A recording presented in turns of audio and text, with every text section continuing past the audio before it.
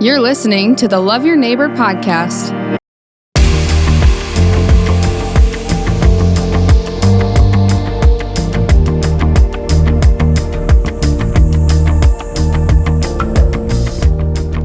Hey, thanks for joining us on the Love Your Neighbor podcast. This season is sponsored by the Brandon Valley Area Chamber of Commerce. Thank you so much for believing in what we're doing here and building community one conversation at a time. Today, we're going to have a conversation with Brandon Resiment. Brandon Resiment? Is that a word? I don't think so. Brandon Resiment. Dan Dykhouse. Dan, welcome to the Links podcast. Thanks for having me, John. Appreciate it. Yeah, I'm glad. Thanks for taking time out. I mean, I know you got lots of stuff going. You got kids. Yep. You got business. You got lots of things happening. So just a few minutes today to talk a little bit about Dan and your story and Brandon. Dan, tell us a little bit about like your story, how where you came from, how you got to be in Brandon. Tell us a little bit of that story. Yep. I grew up. It's funny. You grow up in Sioux Falls, and people that have been in Sioux Falls for a long time, they'll tell you I was either east side Sioux Falls or west side Sioux Falls, which is funny because Sioux Falls isn't that big, but for South Dakota it is. I grew up west side Sioux Falls, went to elementary school, middle school, high school over there, but then actually went to Roosevelt for 1 year and then went to O'Gorman and graduated from O'Gorman, and then after that, accepted a football scholarship offer to South Dakota State. Nice. Which, if anybody knows me, is pretty deep in our family. But no, it was a lot of fun to go up there and get a degree in business as well. And the funny thing about business degrees, John, is it's a great degree, but there's so many different routes you can go. So I was definitely one of those people that knew I had a good degree, but wasn't exactly sure what I wanted to do with it. But yeah, so graduated college, and in order to graduate with our degree, we had to do a internship, and I actually did mine with the Sioux Falls Storm, thinking that I wanted to work in sports after I was done playing, and it was a lot of fun. But I realized that I loved the day-to-day operations of it. I just didn't really like all the nights and weekends, and I just kind of figured I'm a huge fan of sports. Sports has been a huge part of my life, and I think I'd rather just be a fan and find something else to do. But yeah, so then I graduated, and I actually got a phone call, and had an opportunity come up to go to work for Howalt McDowell Insurance. At the time, I didn't know a lot about insurance because all the insurance I ever had to deal with either was under my parents or through the school for football and medical insurance wise. And I was like, I don't really have any plans, and I know this is a great company, some great leaders, and I'll take a shot with it and see where it goes. I had no idea how long I'd be there, or what exactly I'd even be doing at the time. So that ended up being 10 years, and I really enjoyed it, and I learned a lot about business and kind of the travel side. I wasn't like your retail insurance agent. I was licensed, but we were on the wholesale side. So we were the exclusive wholesaler for Sanford Health Plan. So I worked with other insurance agents. So we trained them in our products and kind of helped them with the sales side. So I didn't really feel like I was out there grinding away, trying to pick up a bunch of clients and stuff. It was more business development. And that is kind of what I always enjoyed doing. I love the relationship side of business. I love meeting new people and kind of just developing business that way. So did that for 10 years. And then from there, had an opportunity, got a call from a buddy that had kind of recruited me a little bit. He said, I have a business you're not going to know a whole lot about it as far as, what we do is kind of a multi-line service company. So they did painting, epoxy flooring, water restoration, and different services like that, which is not up my alley. I'm not anybody that knows me. I am not a handyman. You're not a handyman. But he said, Dan, I really need someone to run the business, and I need someone to manage it and kind of do the day-to-day operations. And so for me, it was a big leap of faith, right? I'd been comfortable. I'd been doing the same thing for 10 years. I was also kind of at the point where I felt like I had plateaued a little bit, and I was kind of looking for the next thing. And so took a leap of faith and jumped into it, and was the general manager for this company for 4 years before this new opportunity happened about a year ago. So I should mention in that I kind of talked a lot about the business side. In college, I met my wife.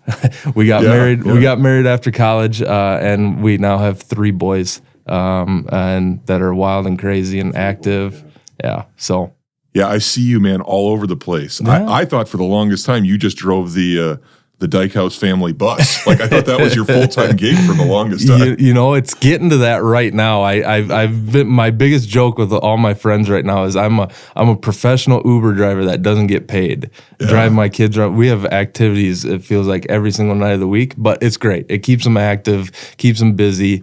It allows dad to be involved in sports with my 3 crazy boys, and no, it's a lot of fun. So I'm a professional driver now. Yeah, you're a chauffeur. That's good. Chauffeur. Yeah, well, that's good. I think just kind of coming back. So when you were at South Dakota State, I mean, do you still refer to yourself as a Division I athlete? I mean, I know like we had Jim Heinitz here, and that's how he introduces himself most of the time. He says, I'm a former Division I athlete. Were you Division I, Division II area? When were you at? John, that's a loaded question. My wife would say, I say that I was a Division I athlete. My wife would say you were a Division II recruit. And so, because I was there during the transition period, right? Okay. And so when I was being recruited, SDSU was Division II. But when I stepped on the field and played, we were Division I. So naturally, I was a Division I athlete, right? I mean, if Heinitz is a Division I athlete, you're a Division I athlete. 100%. So were you on the field when you shattered was it 7 or 8 when you guys crushed us in Brookings to ruin our undefeated season? Yep. Was that your era? That was right after me. So my final season was 2006. So I unfortunately had to finish my career in the Fargo Dome. Actually, that was during that weird time where it was like home, away. So my junior and senior year, final game of the seasons were in Fargo, and it was awful. So no, you guys got the best of us up there, but no, it's been such a fun rivalry. Ever since we both went Division I. But yeah, I can't like the NDSU, I can't like the Bison, but I have a lot of respect for the program. On all sports, but football especially. Well, wait till you're in my position and one of your kids goes up there to play at NDSU. Yeah. I mean, wait for that to happen. Yeah. I've had to switch hats, so it's kind of, I cheer for the Jacks 364 days a year. And on the 365th day of the year, I find myself still cheering for them. Yep. So, well, that's something that my dad, my dad is also, I've heard him say in a couple, because my dad played at SDSU in the late 70s, and then I played in the early 2000s. And I've heard him give speeches where he says, all the years that he was there playing and battling on the field with his brothers, he said his greatest joy was having his son, watching his son run out in the field. And it's pretty special for me to hear that. But also I'm starting to realize that now with my boys. I enjoy watching them play more than I ever enjoyed playing, and I loved it. But just being able to watch your kids play a sport that they love and that you love is just a lot of fun. Yeah, it's such a special relationship, to have that, being able to coach your kids and seeing them succeed, seeing them fail, being there to encourage them. I've appreciated that. That's cool. I didn't know that about your dad, that he had played there. Yeah. That's pretty awesome. Yeah. What's it like? I just got to ask the question. What's it like when you go to games now and you see your name on the side of the stadium? What's that like? Sometimes it still doesn't feel real. It's hard to explain. It's one of those deals that, my dad has done it very well for himself. But through it all, one of the biggest things that he's taught me is giving back. And whether it's, financially or with your time or whatever you can do, especially give back to those either people or organizations or places that helped you get to where you are. So one of the things that he always talks about in a lot of the speeches that he gives is SDSU gave him an opportunity. They gave him a scholarship, and he really wanted to do everything that he could to return that, and because he was so grateful for it. And he's done a lot. He's done a lot for SDSU. He's done a lot for Sioux Falls. He's done a lot for South Dakota. As his son, it's a big shadow. It's a big shoes to fill. And it's all great. It's all wonderful. There's nothing negative about it. Put a little pressure on me, but at the same time, he's always encouraged me. Everybody always asks me, Dan, why didn't you get into banking? Your dad's in banking. And, it just was, I just never wanted to go down that path, and I kind of wanted to create my own path. And my dad always encouraged me to go down my own path and be my own person, and he's my number one mentor. I go to him still today with the guy's seen everything in business, right? He's been through everything, so he's not my only avenue, but of resources who I go through. I like to have different people to go through for different things, but I know at the end of the day, if I had to get advice or had to get help with something, I can go to my dad, which is great. Yeah, I've heard many people say that the definition of success is having the people who know you the best, love and respect you the most. Yep. And, it's sure, I feel that from you. Yeah. And what an encouragement to us now, as that next generation of, we're dads. Yep. Yep. Having that, a role model like your dad to go, hey, yeah, you can be quote unquote successful, but yet there's more to it than business. It's about relationships. Yeah, 100%. And so that's really cool. Thanks for sharing that. I think that's what draws me to Brandon. I mean, being an OG. Being Roosevelt OG. What drew you, my goodness, to live in Brandon, to invest in Brandon? Now you got links on the side of your business. Yep, that's right. Talk to me about that. Yeah, so kind of funny, going back to childhood, right? Playing sports primarily. I hated Brandon. I really did. And not in the sense that I hated the town or the community. It was just a big rivalry in sports. And I'm talking all the way going down to my kids' age, all the way through high school. Both my classes and Brandon's classes during that time were competitive and tough. And who did you love to just beat? Who are some of the athletes that you just love to get after?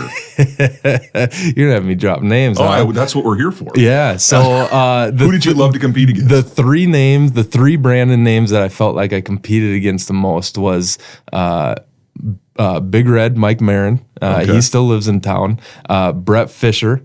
And if you know Brett and Alicia, I think they've been together since I think like kindergarten or something. But and then Josh Anderson, another redhead. So there's a couple of redheads from Brandon, but no, we just battled primarily baseball, but basketball and football and all that too. So, but yeah, so I never thought I'd ever live in Brandon, right? And so fast forward a bunch of years.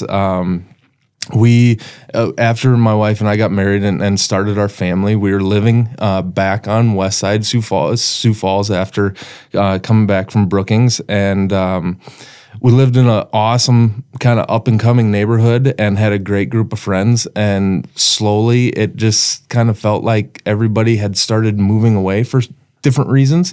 Nothing bad, but just life, job changes, stuff like that, and we were kind of looking for what was going to be our next home, and our friends kind of moving away kind of helped move that along. And we had the babies, and they were getting older, and we knew they were going to be getting into school. And we said, if we're going to make a move, let's do it before our oldest son starts school, because the last thing in the world I want to do is pull him out of a school once he's made friends, and that's not fun for anybody unless they have to do it. And so we started looking around, and we had a few friends either live in Brandon or move to Brandon, and so we took a look and kind of found our dream home.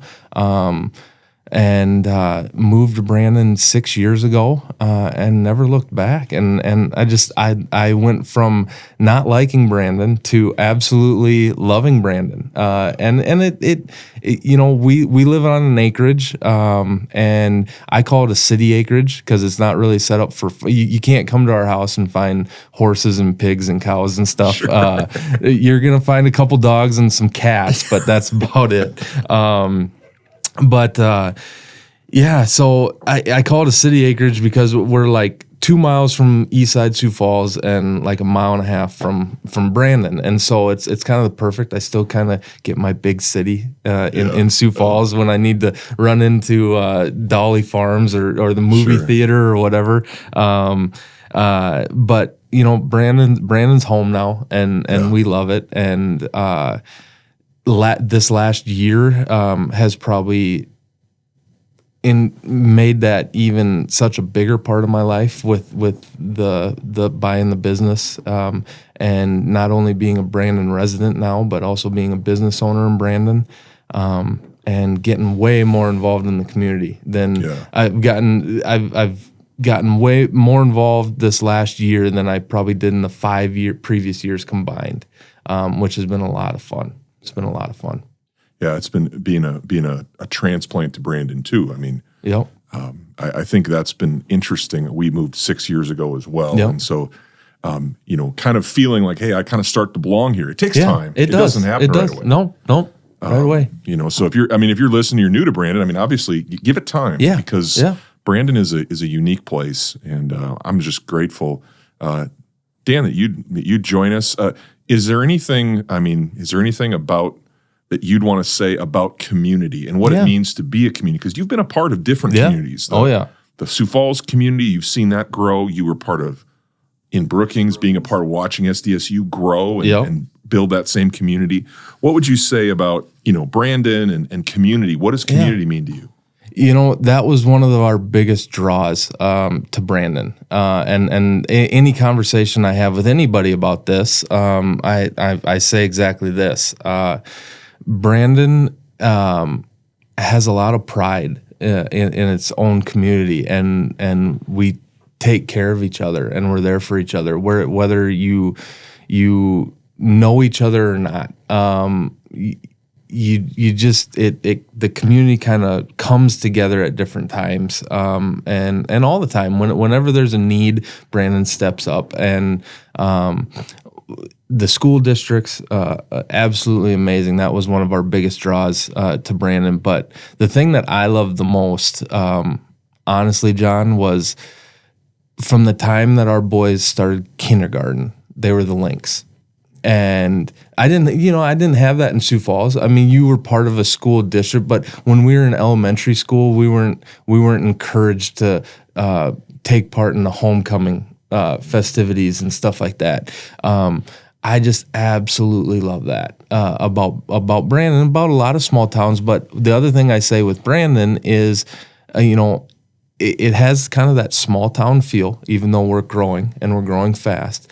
But on an athletic level, we play the highest highest level that you can play in South Dakota, which is great. I mean, so you get to play the big Sioux Falls schools and all that, and we compete with them, and but yeah, it's the community itself. They're very welcoming to us, to me and my family, and especially even in this last year, where I've made myself probably more visible and more present in the Brandon community.